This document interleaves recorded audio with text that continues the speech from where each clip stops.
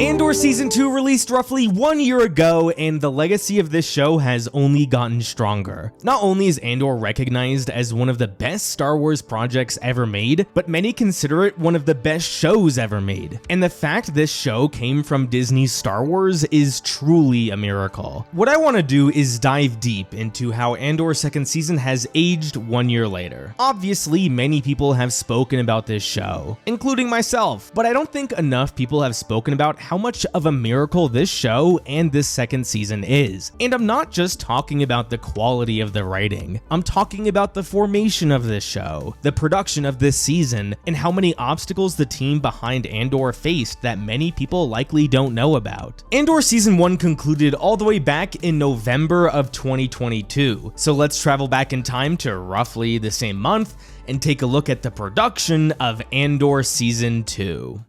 If you were to discuss Andor with someone today, they would probably know how great this entire show was. But back in November of 2022, that wasn't the case. Yes, those of us who actually watched Andor Season 1 knew how great it was, but let's not act like Andor was some sort of streaming juggernaut. Now, thankfully, in the 2.5 years between the release of Season 1 and Season 2, the viewership numbers for Andor did increase, but again, in its first few months, the viewership numbers for Andor were nothing special. The series was by no means a bomb, it's just when it began, it didn't get the greatest ratings, and it's not hard to see why. Star Wars in 2022 was not off to a great start. The Book of Boba Fett began the year, a show, mind you, that many people hated, and then the summer of 2022 saw the release of Obi-Wan Kenobi. This was arguably the most anticipated streaming show in Disney Plus's entire history, and most fans were not happy with the result. If you are a casual fan who saw the Boba Fett show and hated it, and then you watched the Obi-Wan show and you hated it, why would you tune in for a spin-off show about a character who had already died? Again,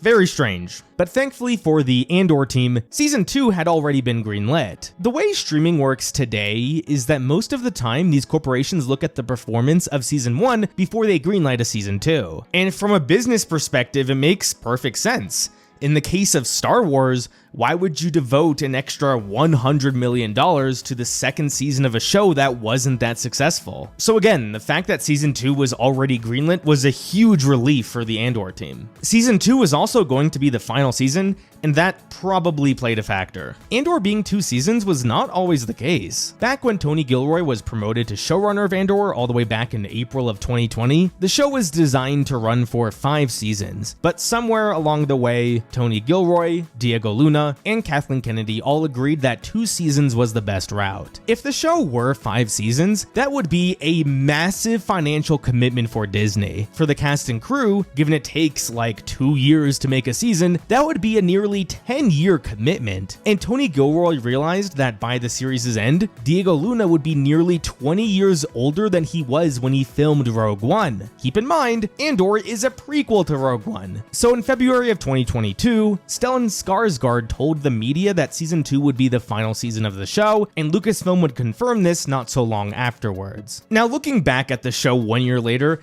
I think we can all agree 2 seasons was probably the right move. I'm sure we would have all loved 5 seasons of this quality of writing, but 2 seasons got the job done.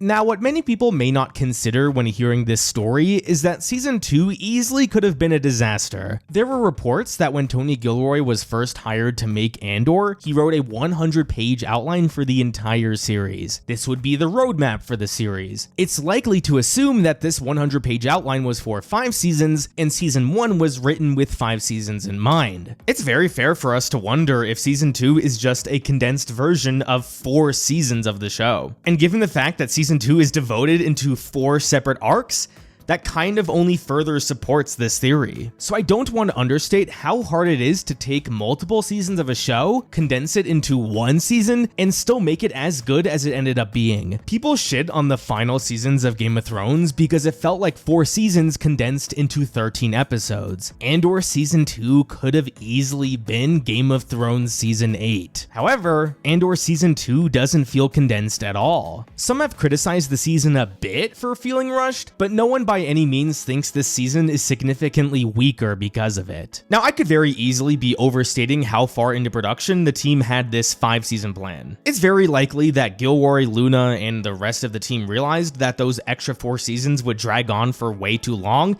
and that's why they condensed the show into 2 seasons. But regardless, sometimes having that big of a change in your plan could lead to disaster. So credit to the Andor team for not making it a disaster. So season 2 began principal photography in November of 2022, and it was projected to conclude in August of 2023. The team would film in blocks, which would basically be 1 arc at a time. The 10 months of shooting would then proceed with a full year of post-production. So Andor was targeting a fall of 2024 release date, but that obviously didn't happen. Andor season 2 faced a lot of hurdles. In April of 2023, there was a big delay because there were fears of landslides in one of their filming locations, but the more notable delay came later that following summer with the actor and writer strikes. Now, if you don't follow movie and television shows all that closely, you may just think the actors and writer strikes were nothing but a big inconvenience for the team behind Andor. And you're not wrong, but in the case of a writer strike, I don't think you understand how truly challenging that can be for a production. If you don't remember, the writer strikes came first, and then it was followed by the actor strikes. So there was a period of time where Andor could have kept filming because scripts were finalized, but it's not that simple. You see, writers on set make changes all the time.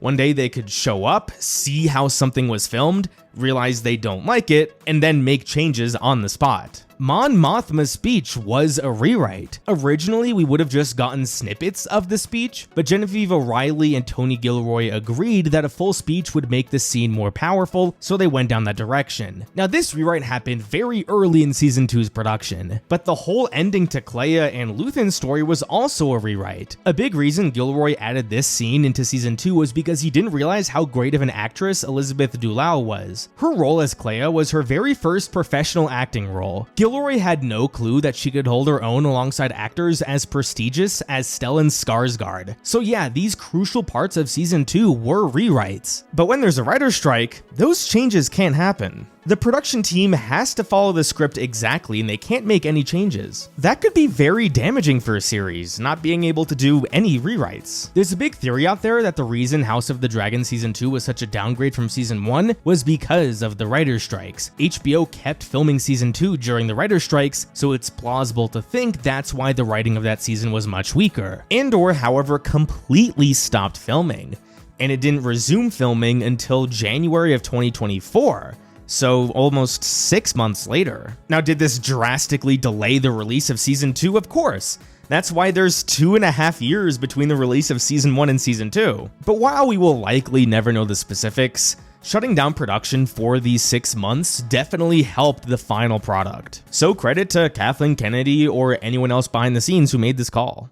Another aspect of this production and the writing that cannot be ignored is how much Tony Gilroy stuck with his guns. As we can see, Andor is not very typical Star Wars. Star Wars in recent years has felt very safe, to say the least. Andor is anything but safe. I'm sure along the way, Tony Gilroy had to concede certain things to the Disney overlords. But on the other hand, there is a lot that he stood his ground on. Gilroy has spoken about how beginning the series with the main character going to a brothel and then murdering 2 cops is not very Disney, but it was kept in the show. Gilroy has also spoken about how much he reiterated to his writers that they forego nostalgia. It was critical to him that this show stood on its own. Gilroy has also mentioned how in Season 2 especially, cameos from legacy characters were heavily considered. Darth Vader was considered, Leia was considered, Jyn Erso was considered, and most notably Palpatine was considered. While I'm sure Gilroy could have written these characters effectively, he stood firm on the fact that this show was about the smaller characters, not the bigger ones. The characters not mentioned in the original trilogy or even Rogue One. The only legacy characters in this show are Mon Mothma and Bail Organa, and that's really it. Sure, you could argue Saw Gerrera is a legacy character, but he was a character first in the animated shows, so it's not the same. Gilroy also fought against including K2SO too early into the series. Before Season 1 was released, K2SO's actor, Alan Tudyk, went on stage during a press event and basically said the series was going to be about him and Cassian. But K2SO didn't end up appearing until the final arc, so clearly K2SO 2's role in the show changed drastically. Consciously making the choice to drastically decrease the role of a popular character is very ballsy, but it would benefit the story, so Gilroy made that decision. Gilroy also didn't hold back with the language he used in the show. In the first arc of season 2, Bix famously drops the R word. In Mon Mothma's speech, she says genocide many times. While Gilroy has said that Andor was not based on any particular current event, he wanted this show to be timeless, and issues such as these, as well as Revolution, are timeless. Gilroy gets a lot of praise for the writing, and rightfully so. But let's also give him credit for standing firm in his writing and not conceding his bigger vision. Once 2025 rolled around and post-production was wrapping up, the marketing for Season 2 had begun. The first trailer for the season released in February of 2025, and it was a very peculiar trailer to say the least. The tone of the trailer felt very un-Andor-like, but people were still excited nonetheless. The biggest change between Season 1 and Season 2 was going to be the release schedule. Season 1 released all 12 of its episodes weekly, like most shows do. Season 2, on the other hand, would release each arc weekly, so 3 episodes at a time over 4 weeks. I believe the approach Season 2 took definitely benefited the show. It really made those 4 weeks feel like an event. But let's keep in mind how anti-streaming this release schedule was. What do streaming services want? They want people to subscribe and stay subscribed for a long time. What do you think would lead to more revenue for Disney Plus? People subscribing for 4 weeks, aka a month, or people subscribing for 12 weeks, aka 3 months? Well, probably the latter. But Andor was the rare case of Disney thinking of the bigger picture. Releasing the season in arcs definitely helped the pacing, but it also helped viewership and it created more hype around the show. It's not often you see these mega corporations making these calculated decisions. Also keep in mind that Gilroy and his team had no say in the release schedule. So again, credit to Disney for making this decision. 882 days after the Season 1 finale aired, Season 2 would premiere on April 22nd, 2025. This is the part of the video where we dive deep into the story of the season. What I'm going to do is split the rest of the video by the 4 arcs of the season. But before we go into that, if you followed my channel for a while now, you would remember that I did review Andor last year, right after the season came out. While I will be making a lot of the same points because I love this show just as much as I did last year, there is a lot of benefit in re-reviewing something 1 year later because time has passed, opinions have changed. I can refine my arguments and come up with new points that I didn't consider before. In that video, you guys made some excellent points in the comments. I want to include a lot of those points in this video, so I can do Andor Season 2 justice in discussing how great it really is. So hopefully you'll find this review better than last year's review, even though I'm making largely the same points. Let's begin with Arc 1.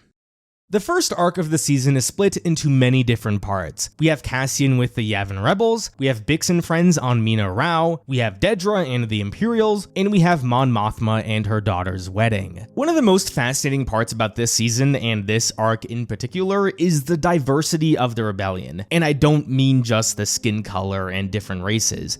I'm talking about the different kinds of rebellion we see. We have Cassian recruiting an Imperial, we have Cassian trying to unite some scattered rebels, we have the political front, and we have ordinary people resisting oppression. Even though this show is titled off of a singular person, Andor is really about revolution as a whole and all its different faces. Tony Gilroy has emphasized how important it was to him that he told the story of this revolution through many different faces, and how similarities can be drawn between these many faces. This is what I want to dive into with this first arc. Now, this arc was criticized upon release for allegedly wasting the audience's time. The best example of this was with the Yavin Rebels. Did we really need to devote 2 entire episodes just to make the point about how unorganized the rebellion is? After watching the entire second season, I understand why there is such a divide with the viewers of the show. Someone could look at the plot progression of these arcs and say what happened in this arc didn't really matter. We never see the Yavin Rebels again, so what's the point? We never see the TIE Avenger again, so what was the point? We never see Mon Mothma's daughter again, so what was the point of her wedding? The only thing they can point to is the planning of the Gorman massacre as a plotline that will carry over. So yes, while many of these plotlines don't carry over,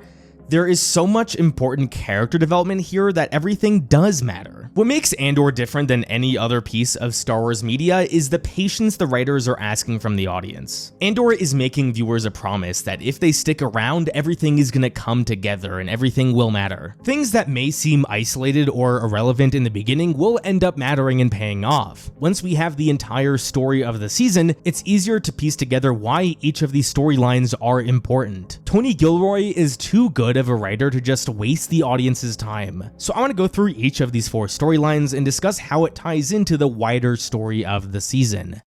The season begins by reaffirming the viewer of Cassian's commitment to the rebellion. He is not only on this mission to steal an Imperial fighter, but also to recruit others to the rebellion, as we see with this woman Nia. Cassian has changed so much from season 1. A year has passed, but we get the vibe that this is what Cassian has been doing for the past year, and he likes it. He likes making a difference with people. This scene also highlights a big theme of the season, and that's choice. What pushes people into rebellion? When are they ready to make that jump? With Cassian, he had to go through the entirety of season 1 until he was ready to commit himself to the rebellion. We don't know much about this woman and what pushed her to rebel, but what's so interesting about her is that it seems like nothing really pushed her. She tells Cassian that she was happy working for the Empire. So in a way, the way she is risking her life and happiness to betray the Empire is a big deal. It's easier to recruit someone like Cassian to the rebellion than it would be Nia, but she joins anyway, and that's just another face to the rebellion. Many may question what was the point of Cassian stealing this TIE Avenger if we never see it again. The point isn't so much what he stole, but the fact that he stole something. Cassian is not only committed to the rebellion,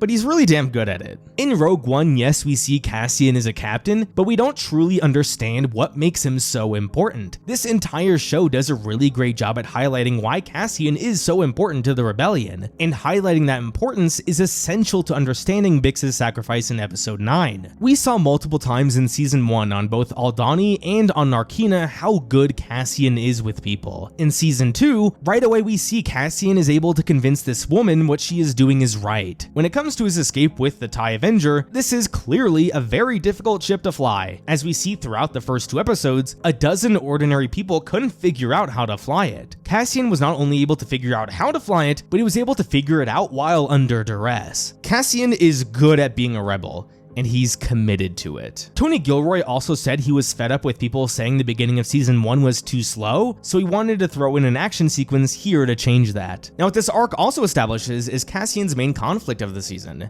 his commitment to the rebellion and his commitment to his friends and family. Even though we see how committed Cassian is to the rebellion, his commitment to his friends and his family will always come first. This commitment is going to be tested throughout the season, especially in the 3rd arc. And as we see when Bix chooses to take away that conflict from Cassian, it highlights the true cost of his rebellion. What did it cost Cassian? The chance at a peaceful life with the ones he loves. Now, I've changed my mind a bit about this storyline. A lot of people understand that the point of this storyline was to show how unorganized the rebellion was.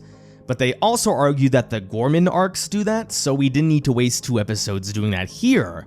And that's a fair point. But even then, I would argue there's so much more to it than that. One of the things I've learned about Tony Gilroy throughout his 2 seasons writing Andor is that he loves contrast. He loves to make a point about how different things are by having scenes play simultaneously, and he does that twice in this arc alone. Once to contrast the rebels with the Imperials, and another to contrast the wealthy on Chandrila with the disenfranchised on Mina Rao. That contrast is a key part of this show, and I don't think that should be minimized. The Empire is calmly planning a genocide, and the rebels are spilling blood over a petty feud. What this does in the long term is affirm to Cassian the importance of an organized rebellion. Keep in mind, while he was held captive by these other rebels, his friends were in danger, and Brasso died. Cassian probably could have saved Brasso if it weren't for these Yavin rebels. Cassian's impatience for people who aren't ready for rebellion is a part of his character going forward. We see this with the Gormans, and we even see it with Jyn in Rogue One. Last year, I said this arc would have been better if Cassian had successfully organized this faction of the rebellion.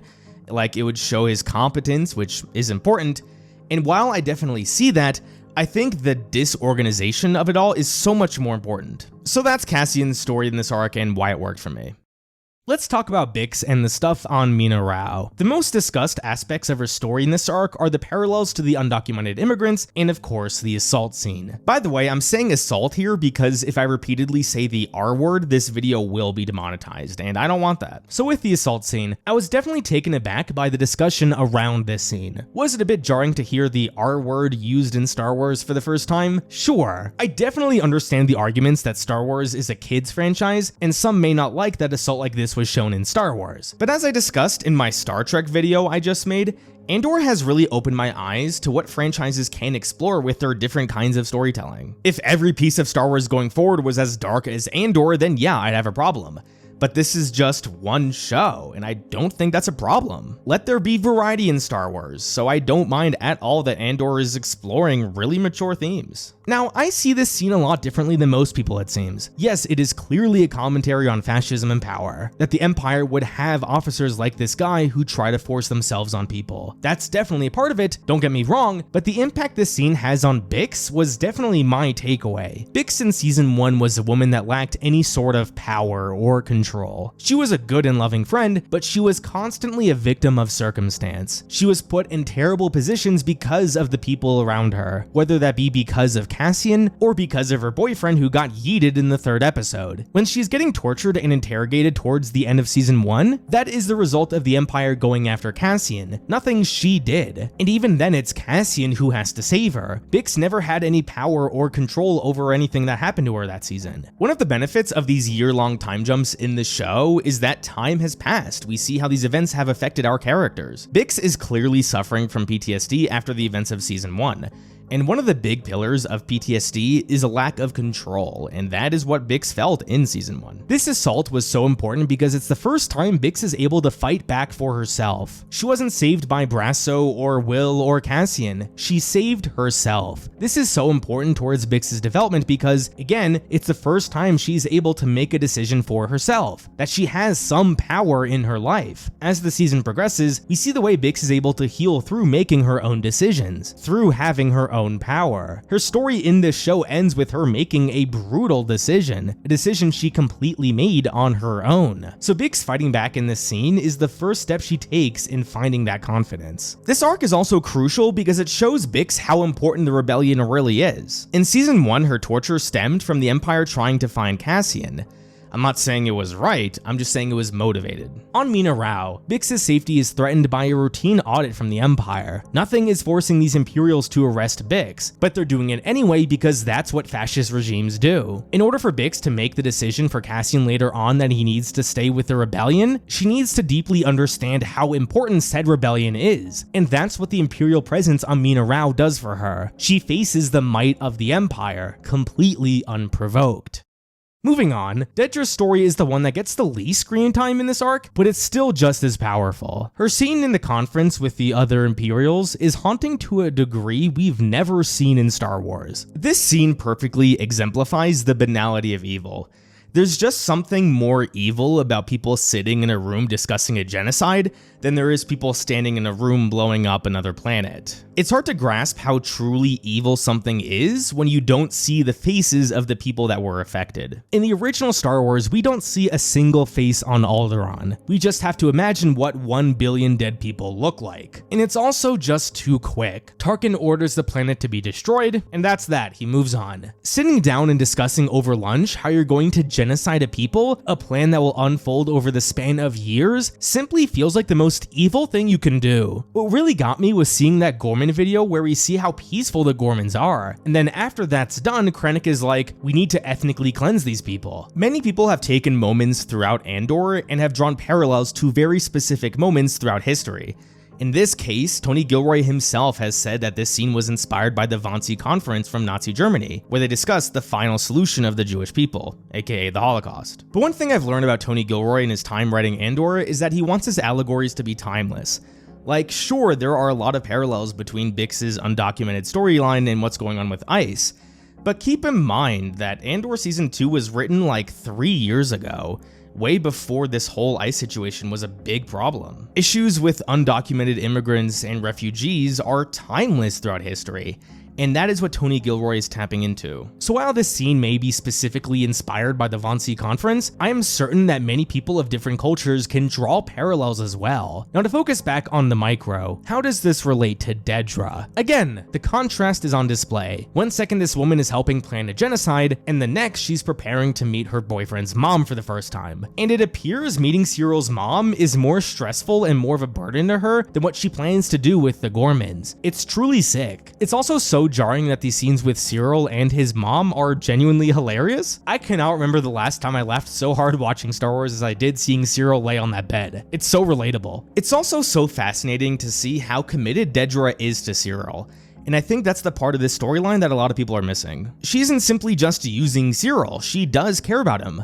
But as this show teaches us, fascism comes for those who perpetuate it as well. It's the Empire that will tear these two apart, and it's the Empire that will leave Dedra rotting in a cell. So spending the time here showing us that Dedra does genuinely care for Cyril makes what happens later that much more powerful. This is just another example of the writers asking the viewers to be patient. Yes, as entertaining as the sequence is, you can't help but wonder how this is relevant to the wider story of the season. But as we come to learn, the relationship between these two is important. It's a commentary on fascism, and we'll get to that when we look at the later arcs. The last storyline of the arc is the Chandrilan wedding. Last season we saw Mon Mothma agree to sell her daughter into an arranged marriage in order to save her skin and the rebellions. Seeing the fallout of that and everything about her world crumble apart is the most underrated part of the season. For someone as influential as Mon Mothma, we start to see how trapped she is by the people around her. This arc is pretty much just 3 episodes of Mon Mothma being reminded how she has no power in her life. In a way, Mon Mothma has the most difficult job of all the rebels because eyes are always on her. Every step she takes is under a microscope. So again, despite being the most influential, she has no power. Mon is repeatedly threatened by her childhood friend Tay that he will rat her out if he is not given more money. This is someone she trusted greatly in season 1, but once things got too hard for Tay, he turned on his supposed best friend. Mon feels like she has no choice but to compensate Tay because the alternative is her likely execution, so she feels like she has no power. After Luthen confronts her about this, a man she doesn't even want at her daughter's wedding, she learns that he will have Tay killed and there is nothing she can do about it. Again, she feels like she has no power. Right before her daughter walks out for the ceremony, Mon tries to save Leida one last time, saying she doesn't need to get married, but Leida completely blows her off and gets married anyway. Mon feels like she has no power, even over her own daughter. In the episode prior to the wedding, Mon Mothma's husband Perrin gives a speech about joy. He says that when life kicks you in the ass, it is your job to find happiness and find that joy. The camera lingers on Mon because her life has become the exact opposite of that. She keeps making sacrifices and life continues to beat her down because of it. There was this little detail in this arc where Mon tells her daughter how seemingly unsupportive her mother was of her when she was getting married, stating that her mother was drunk at her own wedding. After taking beating after beating all throughout these 3 episodes, Mon can't help herself from getting drunk, the very thing her mother did at her wedding. Even though there is not a lick of violence shown, and despite everything about this wedding representing high society, this Chandrila storyline is an excellent example of how not glamorous the revolution is. Mon is supposed to be one of the major benefactors of a fascist regime, but her actions and sacrifices have left her locked in this invisible prison. The ending is so perfect because even though Mon dances like a woman who has all the freedom in the world, she has never felt more trapped. She's never felt more powerless. And as we'll see later on, the pinnacle of Mon Mothma's story is her speech after the Gorman massacre. This is the first time in a long time Mon is able to make a decision for herself, to do something she wants to do. This moment doesn't hit as hard if we don't understand how truly trapped she has been throughout the entire series, leading up to that point. I can't help but love the development the writers gave to a background character in Return of the Jedi. Her crash out on the dance floor is one of the most powerful moments of the season, and that means something. This first arc may be the weakest of the season, but that says so much considering I do love this arc. Let's now discuss the second arc of the season. Now, before continuing on with the rest of this video, only 20.5% of viewers are subscribed to this channel, so if you're enjoying this video, please consider subscribing for more content like this. Thank you.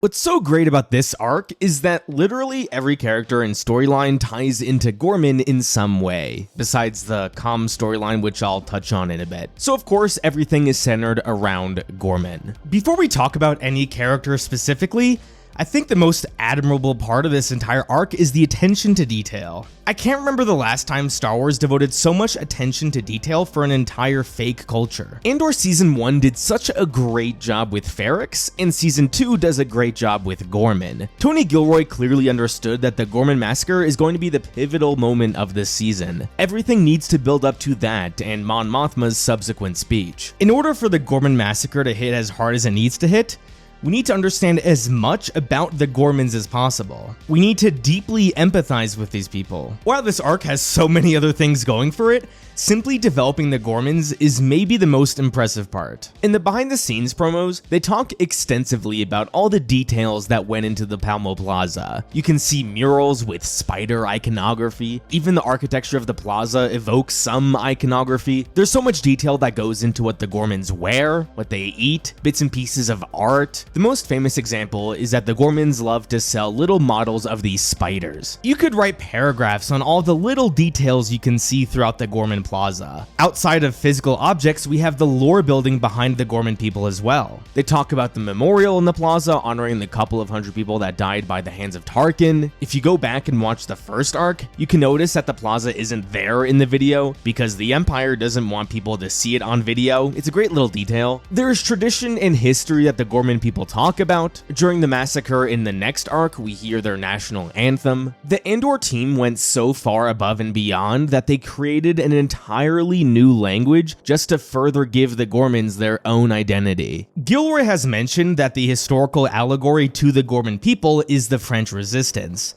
So to only further prove how awesome this show is, Lucasfilm hired a bunch of French actors to play the Gormans. This is why the Gorman language sounds so French, because it was literally designed to be easier for French people to speak it. This is fantastic storytelling. Also, Tony Gilroy deserves a massive amount of credit for staying faithful to the expanded universe. People like to peddle this narrative that Tony Gilroy is not a Star Wars fan and that he doesn't really care about Star Wars. That couldn't be further from the truth. What many of you may not know is that Gorman and its massacre were already existing parts of the lore. Mon Mothma giving a speech in front of the Senate because of the Gorman Massacre was an existing part of the lore. A lot of storytellers writing for Star Wars have talked about how writing in certain parts of the timeline has been so freeing for them, but Tony Gilroy has said the opposite. He talked about how some guardrails were critical to him. Knowing that Mon Mothma's speech and the Gorman Massacre were already a part of the lore allowed Gilroy the chance to explore that in his show. And the same could be said for the first Gorman Massacre in the past, where Tarkin landed his ship on a bunch of people and killed them. Gilroy respects the lore, and that's critical to acknowledge.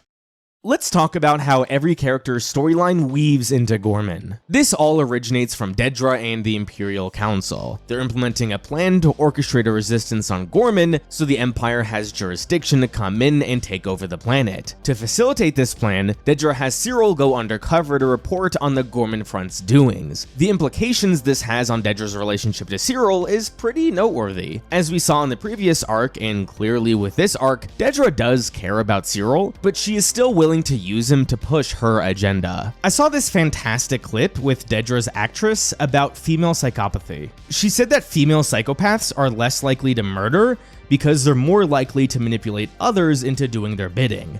I feel like in a way that perfectly describes Dedra and Cyril's relationship. She does care for Cyril, don't get me wrong, but she also likes to manipulate him. Since Cyril is just a pawn, he doesn't know the true motive of the Empire. Cyril just thinks they're trying to squash a resistance. He is so desperate for belonging and approval that he's willing to do the ISB's dirty work. This is why getting Partagaz's approval was the best moment of his life, as he says. But even though Cyril is doing Dedra's bidding, it's not like he's a total sim for her. Andor has shown us that Cyril values justice and security above all else. And that is how Dedra is able to manipulate him, by taking advantage of those values. The irony is so strong. Cyril says he's manipulating the Gormans, while he is being manipulated by the ISB and his girlfriend. This entire arc is just set up for the heartbreak that Dedra and Cyril are gonna face in the next arc. This arc also does a great job at tying Cyril's mother into the story. We don't see her much, but she occasionally mentions her disgust with Cyril being on Gorman, because supposedly Gorman is filled with crime crime and resistance and they're not safe people, Gilroy's ability to give certain character interactions multiple meanings is really impressive. On face value, Edie's just there because Syril knows the Gormans are listening, but hearing her talk ill of the Gormans shows that the propaganda Krennic spoke about in Arc 1 is working. They're slowly but surely spreading a misinformation campaign about the Gormans, which also makes the massacre in the next arc all that much more heartbreaking. I also love the detail that Syril would be the perfect pawn to infiltrate Gorman. We have repeatedly seen that Syril is someone who cares for the little details. His first scene in the show highlights how he made modifications to the Pre-Mor suit just to make sure it looks nicer. Syril cares so much for presentation, and so do the Gormans. If Syril wasn't working for the Empire, he would probably love living on Gorman, but that's not how his life would play out. Now, how does this Gorman plot tie into every other character? With Mon Mothma, she clearly sees this as Imperial overreach. She wants to pass legislation to help the Gormans, but fails to garner any support. She can't even get the support of the Gorman senator himself because he fears Imperial retaliation. The commentary on fascism is very evident here. One of the ways fascism is able to spread is through fear of speaking out. And in this case, the Gorman senator is fearing speaking out. We also see this with how the Imperial propaganda machine is using crime rates to its advantage. When you hear that crime has gone up, the logical assumption is that more crime is committed, right? Well, under the Empire, that's not the case. The Empire is on a campaign just to arrest as many people as possible so they can change public opinion. Again, another excellent detail on how the manipulation of information can spread fascism. With Mon Mothma specifically, her being unable to pass this legislation is just another example of how little power she has, something she hopes to overcome in the next arc. With Luthen, we see he uses his connection to Lonnie to learn that the Imperials are planning something with Gorman. He doesn't know what specifically they want with Gorman, but he's still able to use this to his advantage. It's also so interesting to see how Dedra and Luthen want the same thing, to grow the Gorman resistance. Dedra obviously has her own sinister reasons, but Luthen wants this because of how it will benefit the rebellion. If he can get as prominent of a system as Gorman on his side, that would do wonders for his cause. And if it turns out the Gormans aren't ready for a rebellion, then Luthen can still use this to his advantage by spreading hate towards the Empire. So in order to gain more information, he sends Cassian to Gorman. But Cassian is currently fighting his own battles, and that battle is with Bix. Bix is clearly struggling. Despite fending off someone who is trying to assault her, Bix did kill someone, and she feels bad about this. Bix hasn't handled the death very well so far in the series. She was devastated over the death of her boyfriend. She was tortured with the sounds of dying kids, and this man that Cassian allegedly killed off screen is another thing that's haunting her. I love the detail that Cassian only killed this person because he saw Bix's face. If you remember, in the first scene of the season, there was a woman who refused to look at Cassian, but he still asked her to look at him so he could get across his message. It's fine when people see his face, but he is so protective of Bix, he draws the line at seeing her face. It's an excellent way to show how Bix is Cassian's biggest vulnerability. He's committed to the rebellion, but he can't be 100% committed as long as Bix is around. When Luthen asks Cassian to go to Gorman to get information on the Resistance, he almost seems to rush through it. He clearly just wants to get back to Bix as soon as possible. The girl is clearly miserable being locked up in this apartment, and she is doing drugs to help her cope with the pain. Cassian has adopted a lot of Luthen's ruthlessness. In this arc, we see Cassian play a persona for the first time, something he clearly learned from Luthen. Now, Cassian can never give up on Bix. He can never sacrifice her. Bix is Cassian's line, while Luthen has no line. Now, Luthen really surprised me in this arc, because we've seen how ruthless he is, but in this specific moment here, he showed some empathy towards Bix. He wants to help Bix because he knows it will help Cassian. This is why he greenlights the mission to kill Dr. Gorst, because he knows that is what Bix needs. I find it so interesting that all series, Bix has clearly struggled with murder and death, but right after she gets her revenge and justice on Gorst, she shows no hesitation in killing a security guard. Something as simple as justice can do a lot to heal a person's trauma. For Bix, someone who lacked power all series, getting that revenge is huge for her, and it also gives her the confidence to leave Cassian a year later. To continue the point of every character's actions impacting other characters, since Cassian is too busy helping Bix, Luthen sends Vel to Gorman. Vel says she will only go to Gorman if Cinta is there with her, and surprisingly again, Luthen agrees to do Vel a solid. Now despite Cassian's warning of the Gormans being impatient and undisciplined, Luthen still sends Cinta and Vel anyway. As a result, Cinta dies because of the Gormans' immaturity. I've talked a lot about how this show is about sacrifice and loss, but not everyone is able to have a glorious sacrifice like Cassian. In the case of Cinta, she died from accidental friendly fire. The commentary here is pretty sinister, but that's what the show is going for. Sometimes death has meaning, but other times in Revolution people will die for no purpose at all. Cinta's death was absolutely meaningless, and Vel has to deal with that forever. It's really dark, and it makes sense why later on Vel is kind of retired and just did low-level work for the rebellion. To complete the circle, because Luthen sent Vel on this mission to aid the Gorman front, they are playing directly into Dedra's hand. This whole arc is just a cycle of one character affecting another character until it reaches back to the original character. Yeah, these first two arcs may not have the highs of the last two arcs, but the reason those last two arcs were so powerful was because of the legwork done in these two arcs. It's all about setup and payoff. Now, the only part of this arc that was isolated from everything else was Kleya and Luthen going to the party to remove one of the comms. Scenes like this don't have much long-term consequence, but it's so captivating to watch. Gilroy is able to infuse so much tension into the most mundane things. Somehow a scene of Kleya removing a hidden comm is more tense than any sequence throughout most of these other Star Wars shows, but that's what good writing is. I also love how earlier Luthen and Cassian spoke about giving your blood for the rebellion, and that is exactly what Kleya is doing here. This arc is mostly going to be forgotten because of how good the arcs succeeding it are, but that shouldn't take away from how great this arc really is. This arc is definitely the best arc of the series, and the latter two episodes are probably the best episodes of the series. Let's first talk about Gorman, then we'll talk about Mon Mothma's escape, and then we'll wrap up with Bix's departure. There are two aspects about the Gorman massacre that make it the best episode of the series.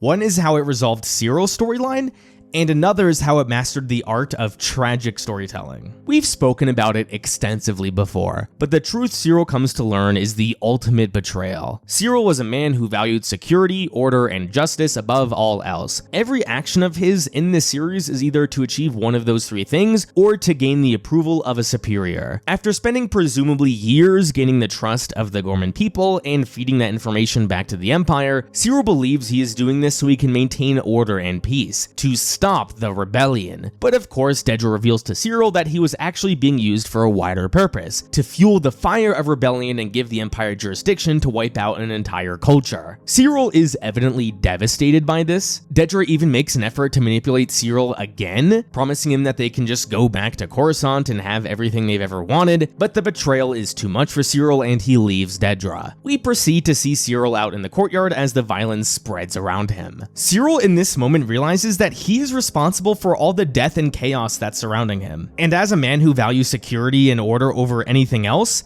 this moment is terrifying to him. It truly breaks him. He is numb to the chaos. On top of it all, in his moment of total devastation, he sees the one man who started it all, the man he sees as the pinnacle of chaos and injustice, so he attacks him. This fight is more of a crash out for Syril than anything, and this man, the man he devoted so much of his energy trying to arrest, doesn't even know who he is. Remember, Syril tries to seek approval. What's the opposite of that? I would argue it's not disapproval, but total insignificance. And that's what Cassian makes him feel. Syril literally began the series with such enthusiasm at the thought of arresting this man, and he ends the series with said man not even knowing who he is. If you think about it, there is no worse way for Syril to die.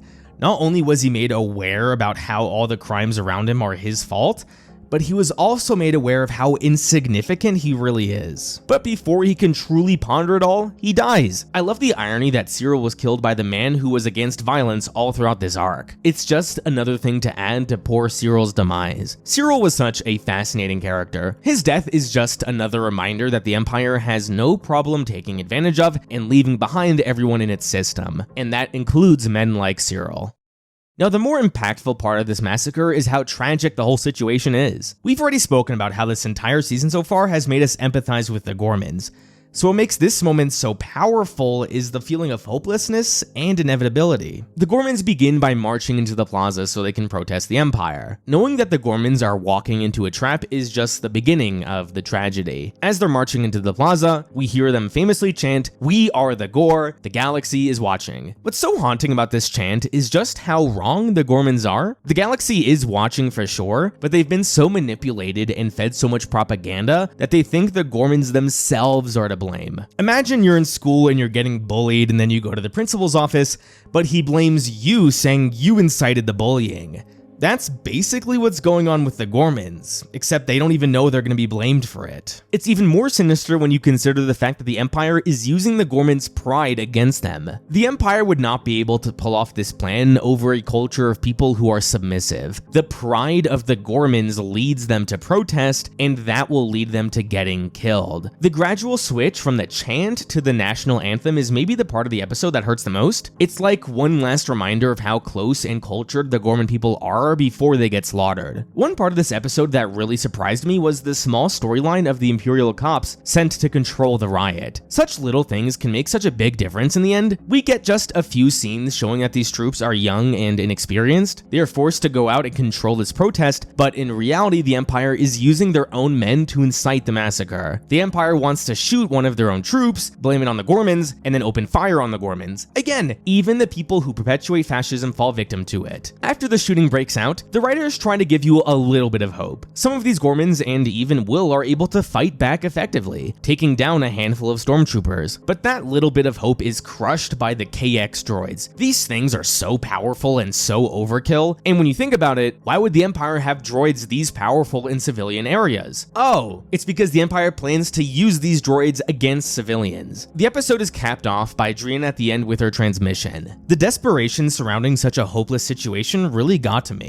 Hearing Drina say, "Is there anyone there to help us?" is truly terrifying to listen to, especially compounded with the fact that no one is there to help them. The lesson writers can learn here is the importance of compounding emotions. If there was only one or two tragic things, yeah, that would be sad, but the fact that there is like 6 or 7 tragic things just makes it hit really hard. I don't know how any person can finish this episode and not feel just devastated. These elements make Who Are You one of the best episodes of television I have ever seen. The next episode is the episode devoted entirely to Mon Mothma's escape. And where the Gorman episode was a masterclass in tragedy, this episode is a masterclass in tension. Every part of Mon's speech and inevitable escape has so much tension to it. So first and foremost, after seeing the Gorman senator arrested for no crimes, Mon sees that as the breaking point and needs to give a speech to the Senate. Keep in mind, Mon Mothma did not need to give this speech. She could have easily just snuck out with the rebels and continued supporting them there. But this is a woman who's had all her power stolen from her, from both her allies and the Empire. She's had enough. Here, there's an opportunity to say something, and she has to take it. Right now, everything is against her. The ISB is already on her. She's known that for a while now with her driver. In this episode, she even finds out her room has been bugged. If she follows through with his speech, she knows she will likely be arrested like the Gorman senator, and it's totally on the board that she could be interrogated or even killed. She has a family that could be leveraged against her. She's also terrified of Luthen. If Luthen has been so willing to kill off so many loose ends, what's to say he won't have her silenced as well after she gives her speech? Mon Mothma may not be on the front lines fighting the Empire, but what does she sacrifice by giving this speech? Literally everything. I love the moment where she destroys the bugs in her office. That's honestly kind of a silly thing to do because the ISB will know she's onto them, but she's so fed up that she doesn't care anymore. If anything, she's accepted the consequences of her giving the speech. Already the tension is building up before she gives the speech. While she is giving the speech, 2 things are going on. The first is that the ISB is trying to shut off the broadcast, effectively silencing her, and 2 teams of rebels are trying to save her, Bale's team and Luthen's team. Since we know Bale's team is compromised, there is now even more tension about who can get to her first. So she finishes her speech, and this is the culmination of her arc. She has taken back her power, and in doing so, she has sacrificed everything. Where this show is going to be timeless is with the messages of oppression it repeatedly shares. The line she says about the distance between what is said and true becoming an abyss is something that is true all throughout history. And I'm not just talking about politics, I'm talking about how misinformation can spread anywhere. So Cassian gets to her first and the escape begins. It honestly feels like a battle. There's numerous obstacles the two of them have to overcome. The undercover spy, all the stormtroopers, Mon's driver. These little obstacles keep the viewers on their toes during the escape. I love the symbolism of Mon taking off her Senate coat and putting on Cassian's rebel coat instead. And then Cassian says, "Welcome to the rebellion." That was perfect. This whole sequence was honestly perfect, but that wasn't enough for the episode because they wanted it to end by breaking your heart. I don't want to get into a game of comparing sacrifices, but what Bix did at the end of this episode truly broke me. This entire arc has been planting seeds about how important Cassian is to the rebellion. We see how good he is at being a rebel. I mean, he did just successfully save Mon Mothma. The Force Lady calls Cassian a messenger, and this clearly resonated with Bix. Vel and others go to Bix talking about how Cassian needs to act more like a leader, because he's more than capable. Bix just comes to realize that she can't be the reason Cassian leaves the rebellion. She knows how important he is, and it would kill her if he left on her behalf. The added context of Bix likely knowing she's pregnant here makes the scene that much more powerful for me. She is robbing her child of a father because the galaxy needs that father. I cannot imagine making that decision for my kid, but that is the sacrifice Bix is willing to make. And poor Cassian, this guy's been through so much, he's lost everything. His home, his family, his friends, his girlfriend, and now he won't even meet his child he doesn't know he has. The added gut punch of Bix saying, "We can be together when this is all over," makes it so much worse. These are the faces of the rebellion. These are the different sacrifices people make for a revolution. When most people think of sacrifice, they think of Cassian giving his life during a battle, but with Bix, it's her taking her child's father away from it. She doesn't know Cassian will have a meaningful death. For all she knows, Cassian can die a pointless death like Cinta did, but she's still willing to make that sacrifice anyway. I get chills thinking about these episodes. This is where all that patience I spoke about finally pays off. I remember hearing Tony Gilroy be very self-aware about his career. He said likely there will be nothing more important than him working on Star Wars. And this arc here is the magnum opus of his career. Not many people have worked on something as powerful as what Tony Gilroy has worked on with this arc.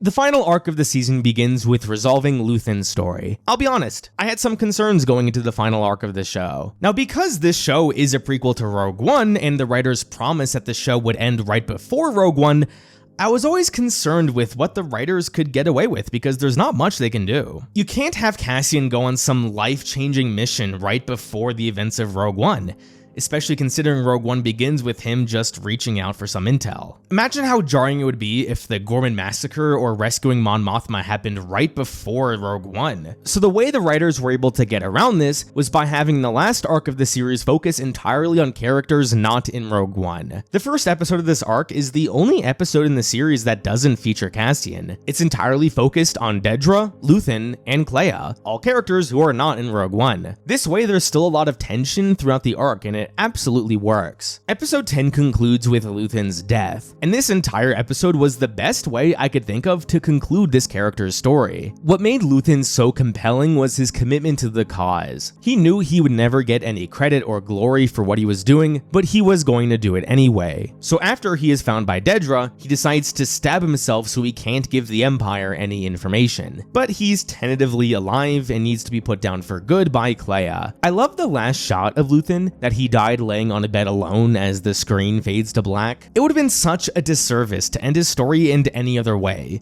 No applause, no love, no glory, just one kiss from Kleya and that's it.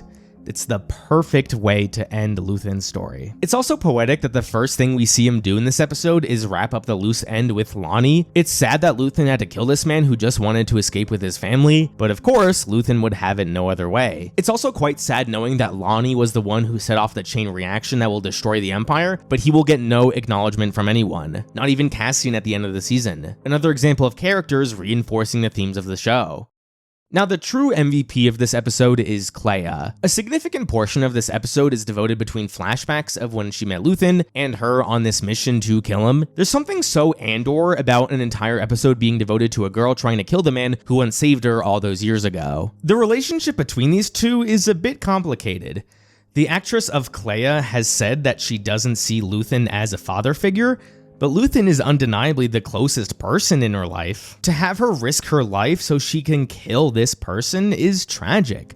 But Kleya knows that Luthen would have it no other way. Most of the tension in the last 2 episodes stems from the fate of Kleya, because like Luthen, she is risking her life here to give the rebellion some hope. She and Luthen stayed on Coruscant way longer than it was safe to be, but that didn't matter because they were more than willing to risk their lives at that point. I found it so interesting that when Cassian came for her, it seems like she never even pondered the possibility that she would live to survive this mission. Even though we don't know where her story goes from here and if we will ever see the character again, it was a great way to end her story in this show. In the flashbacks, we learn that right from the beginning, she had such a deep hatred for the Empire, but Luthen told her to bury that hate because they're in no position to make any real difference yet. For pretty much every day of her adult life, it's safe to assume that Kleya lived in fear that she could get arrested or killed. That's the cost of signing up for Luthen's approach to revolution. None of the rebels on Yavin would be there if it wasn't for Luthen and Kleya, and the last we see of her is looking at the soldiers of the rebellion running past her, realizing that her sacrifice had been worth it. The last major character who gets their send-off is of course Dedra. I was really intrigued by how they would end her story considering she is not in Rogue One. The arc begins with her finding Luthen, the man she had been after since we first met her in the 4th episode of last season. At first, I was a little surprised that they decided to have Dedra discover Luthen was Axis off-screen, but the more I thought about it, the more I was fine with them not showing that. We already know Dedra is smart and motivated. That is how she was able to find Luthen. The specific details of how she found him through the Empire's files aren't necessary to the conclusion of her story. So when she finds Luthen, she takes a second to bask in her glory. Dedra bringing the Starpath unit to Luthen is her way of flexing on him. That one mistake could lead to his downfall. Ironically, her whole approach to confronting Luthen was her one mistake that led to her downfall. Was it out of character for someone as smart as Dedra to make this type of decision?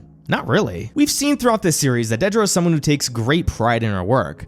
But we've also seen that she's someone who's felt undermined and handicapped from reaching her full potential. Remember before how I said the Empire is fundamentally built on people promoting their self-interest? Because Dedra thinks this way, she can never consider the selfless thing Luthen would do in trying to kill himself. That's just not an option for her. That's why she had no problem taunting Luthen, because she assumes he's gonna try and save himself, but obviously that doesn't happen. I think this is what connected her to Cyril so well. They were both people who seemed more dedicated to their work than their superiors, only to be punished for said dedication. We learn later on that the way Dedra is able to find Luthen was by breaking the rules, by being a scavenger as she puts it. But also keep in mind her conversation with Partagaz in the beginning of the season. Dedra was shamed for her failure with Axis in season 1. She was demoted. This moment was supposed to be her proving all her superiors wrong, to prove that she was the right person for the job all along, but that obviously didn't happen. One reason these fascist regimes always collapse is because fundamentally they are built on self-interest. The reason Dedra cares so much about finding Luthen is because it benefits her self-interest. But it was also her self-interest that led her scavenging through the Empire's files and finding the Death Star project. I've mentioned this before, that every Imperial we see in this show met their end from the hands of the Empire. Cyril died because of a plan Dedra orchestrated. Krennic was killed by the Empire. Partagaz killed himself because he was going to be executed. And best of all, Dedra met her own end to the Empire as well. Dedra was a woman who worked hard and sometimes broke a few rules to achieve her goals. In a fascist regime like the Empire, where backstabbing is encouraged, that's not going to get you to the top. It's a dark end for the character, but considering how cruel this woman has been, no one deserves it more. Partagaz has a similar ending. I loved that his last moments were of him listening to Nemik's manifesto. Similar to Dedra, he's realizing that all his life's work amounted to nothing. Despite his best efforts to crack down on resistance and rebellion, it all failed. Not only that, but the rebellion is now bigger than ever. It's also a great way to honor Nemik that his manifesto spread like wildfire.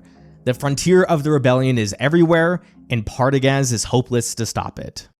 Now, of course, we can't wrap up this section of the video without talking about Cassian. This arc didn't need to do much with Cassian. What it does well is wrap up everything else about this series nicely. Cassian has changed so much from the first episode to now, and the series finale mostly serves to remind us of that. No one on the Rebel Council thought it was worth risking anything to confirm Luthen's intel, but Cassian had spent so much time with Luthen that he knew he wouldn't send this message if it wasn't worth it. An underrated part of Cassian's story is that he kind of has this savior complex, and oftentimes that gets him in trouble. But here in this final arc, it was ultimately what ended up saving the rebellion, because going out of his way to save Kleya ended up being worth it. Again, since Rogue One is the true ending to Cassian's story, they pretty much just toast all the people who helped Cassian get to this point. What made Rogue One so special was that it was all about the people who gave their life to put Luke in the position to destroy the Death Star. In Andor, before Cassian goes on this last mission, we are reminded of all the people that gave their lives to put Cassian in this position. It's quite a touching end knowing after all this, Cassian ended up exactly where he needed to be. I always looked at the last shot of Bix as a bit tragic. It's tragic because it's a reminder of what Cassian is never going to have. He was someone who wanted to leave and live a peaceful life with Bix, but he was robbed of that because of the Empire, and that's the tragedy of this whole show. So yes, this moment is tragic, but after listening to a handful of interviews with Tony Gilroy, he emphasized how hopeful this moment is supposed to be. As different as Andor is to the rest of Star Wars, Gilroy did acknowledge that a fundamental pillar of Star Wars is hope, so that's what he wanted his ending to focus on. The Star Wars movies with the darkest endings are also hopeful as well. So again, even though Rogue One is the true ending to Andor, the ending of Andor is still hopeful. An ending where Bix and her child can have a happy and free life. I appreciated that we got one last reminder that Cassian has a sister he never found. I thought for sure this would be addressed in some bigger way in season 2, but I think it just compounds this theme of sacrifice. Cassian was never able to find his sister. That reunion was another thing he was robbed of, and that is why the rebellion is so important. So other people aren't robbed of those experiences that makes life worth living. Cassian ends up giving his life so his child can have those experiences. Over the past year, I've kind of debated with myself about what is the proper viewing order. Do you watch Andor first or Rogue One first? And I actually made a video on this last year where I spoke about this and why I thought that watching Rogue One first was actually the better option. So check out that video if you want a continuation of this one. Andor as a whole has one of the most unique legacies for any Star Wars project. Of course, the quality of the writing in this show is like nothing we had ever seen, but more than that is how truly unique this show is. I've been pretty vocal about the Disney Plus era of Star Wars. Since the conclusion of the second season of The Mandalorian, everything has been either mediocre at best or straight up terrible. So the fact that we got something as great as Andor from a company producing so much garbage is truly unfathomable. Just listen to interviews from the cast and crew. I can't remember the last time I've heard a Star Wars cast talk this passionately and honestly about a project. The other fascinating part about Andor is that we will likely never get a show of this quality ever again. Andor was greenlit during a time where Disney wanted to pump out as many shows on Disney Plus as possible. Disney, however, had no clue truly how expensive and unprofitable these shows would become. Andor was historically great, but it almost certainly lost money for Disney. Again, not because of the quality, but because of how expensive it was to make and because of the streaming model not being that successful. We're just never going to see a show be given $700 million for 2 seasons. It's just not gonna happen. Andor is a miracle. Yes, because of the writing, but mostly because of its cast, its crew, and its sheer existence. So never take the greatness of this show for granted. Andor Season 2 scored a 97% on Rotten Tomatoes, along with an 89% audience score. On IMDb, the season averaged a score of an 8.65 out of 10. The highest rated episode of the season was Who Are You? With a 9.7 out of 10, and the lowest rated episode of the season was Sigrona Tima with a 7.4 out of 10. So what did you think about Andor Season 2? Do you love it as much as I do? Or do you think I'm overhyping it a bit? Let me know down below. Thank you everyone so much for watching another one of my videos. Don't forget to Night the Claude Squad, and I'll see you guys next time.